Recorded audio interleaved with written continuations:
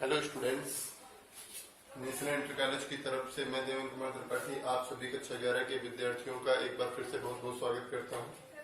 Students, हम लोग समुच्चय चैप्टर पढ़ रहे थे और हम लोगों ने समुच्चय के कुछ बेसिक्स से जैसे उसका रोस्टर मेथड और समुच्चय निर्माण विधि, ये सारी चीजें पढ़ी थी। कब कोई अवयव किसी समुच्चय को बिलोंग करता है तो किस तरीके से उसको लिखते हैं और नहीं बिलोंग करता है तो किस तरीके से लिखते हैं, ये सारी चीजें हमने पढ़ी थी। स्टूडेंट्स, आज हम लोग पढ़ेंगे रिक्त समुच्चय, परिमित समुच्चय और अपरिमित समुच्चय। तो रिक्त समुच्चय, इसे हम लोग बोलते हैं एम्प्टी सेट या नल सेट भी बोल सकते हो आप। और परिमित समुच्चय और अपरिमित समुच्चय।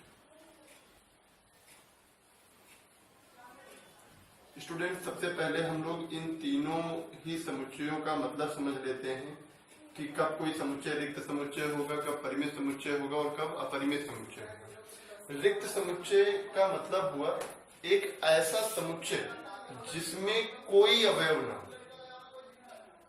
एक ऐसा समुच्चय जिसमें कोई अवयव न हो।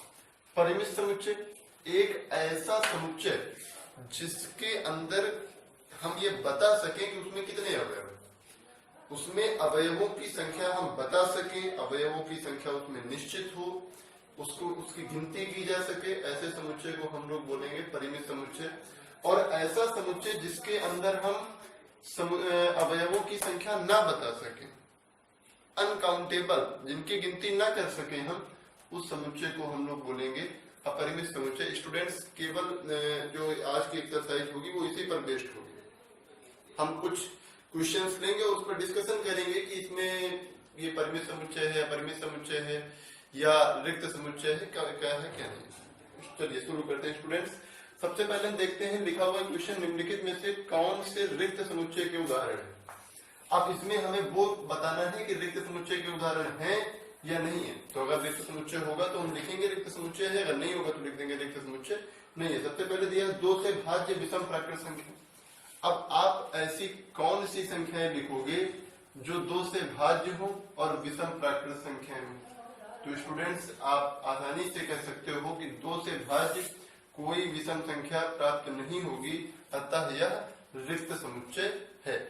2 से भाज्य कोई विषम संख्या प्राप्त नहीं होगी, अतः यह रिक्त समुच्चय है। उसके बाद में कह रहा है सम अभाज्य संख्याओं का समुच्चय।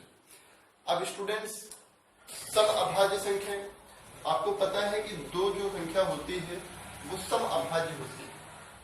तो इस समुच्चय, अगर मैं कहूं कि a बराबर सम अभाज्य संख्याओं का समुच्चय, तो इस समुच्चय में एक अवयव हमको मिल जाएगा और वो अवयव कौन सा होगा, 2।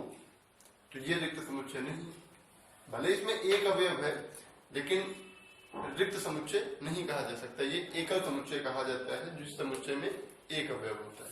उसके बाद में कह रहा है x सच दैट, x एक प्राकृत संख्या है। बहुत अच्छी तरीके से देखिएगा, x सच दैट, x एक प्राकृत संख्या है, x 5 से छोटी है, x 7 से बड़ी है। स्टूडेंट्स, आप क्या कोई ऐसी संख्या बता सकते हो जो 5 से छोटी हो और 7 से बड़ी? इम्पॉसिबल।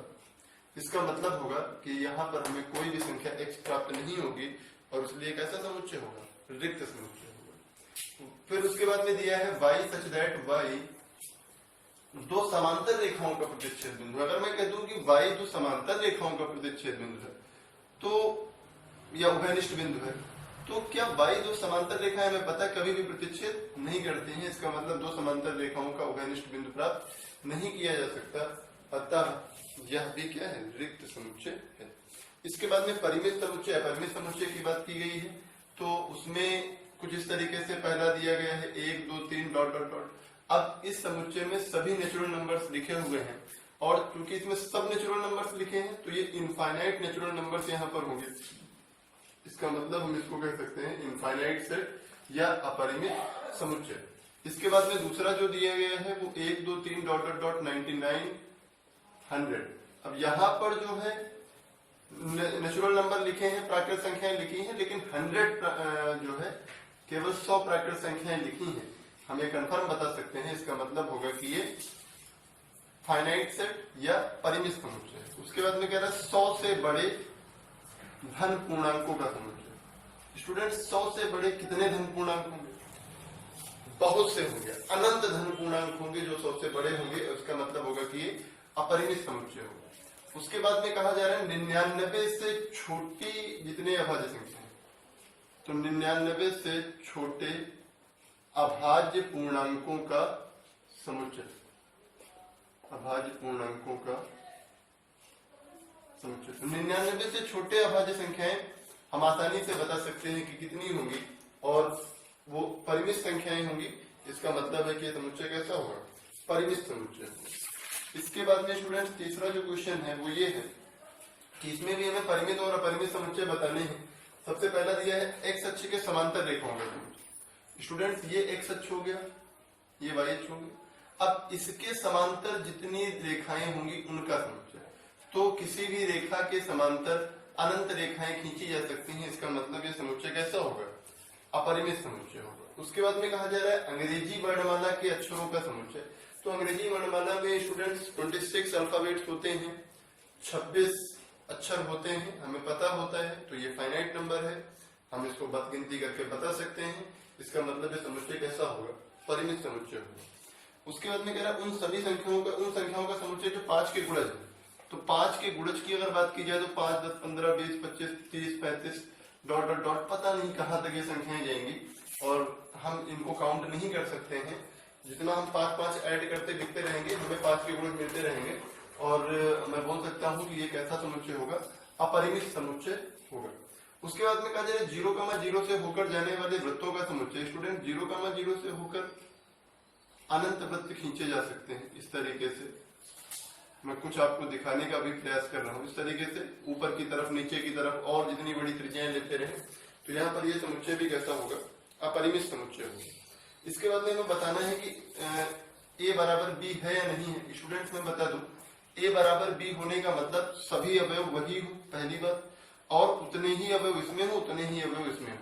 तो यहाँ पर कुछ एक a दिया गया है, a b c d, b दिया गया है d c b a। अब इसमें जो अवयव हो वो इसमें जरूर होने चाहिए, इसमें जो अवयव हो वो इसमें जरूर होने चाहिए। मैं आगे बताऊंगा एक बार कि अगर a उपसमुच्चय b और b उपसमुच्चय a होगा तब a बराबर b होता है। लेकिन उपसमुच्चय की बात मैं आपको भी आगे बताऊंगा। अभी आप इतना समझिए कि जितने अवयव a में है वो सब b में होने चाहिए, और जितने अवयव b में है वो सब a में होने ही चाहिए। तो आप देख रहे हो इसमें a है, यहाँ भी a है, इसमें b है, इसमें b है, इसमें c, इसमें c, इसमें d, इसमें d। कोई अवयव ऐसा नहीं जो b में हो a में ना हो, या a में हो b में ना हो। तो चूंकि ऐसा नहीं हो रहा है तो यहाँ से हम कह सकते हैं कि a बराबर b के है। इसके बाद में लास्ट क्वेश्चन भी इसी पर बेस्ड है, उसमें भी समान समुच्चय आपको बताना है। आप आसानी से देख के उसको लगा सकते हो। स्टूडेंट्स आप इसकी परिभाषाओं को बहुत ध्यान से समझते रहिएगा, क्योंकि परिभाषाएं काफी इंपॉर्टेंट रहेंगी आपके लिए, तभी आप चीजों को समझ पाएंगे। और सभी परिभाषाओं को आप रिवाइज करते हुए चलिएगा, और रेगुलर आप पढ़ाई करते रहिएगा। कोई भी वीडियो आप मिस न करिएगा, और नोट्स आप अपने कंप्लीट करते रहिएगा। Thank you friends.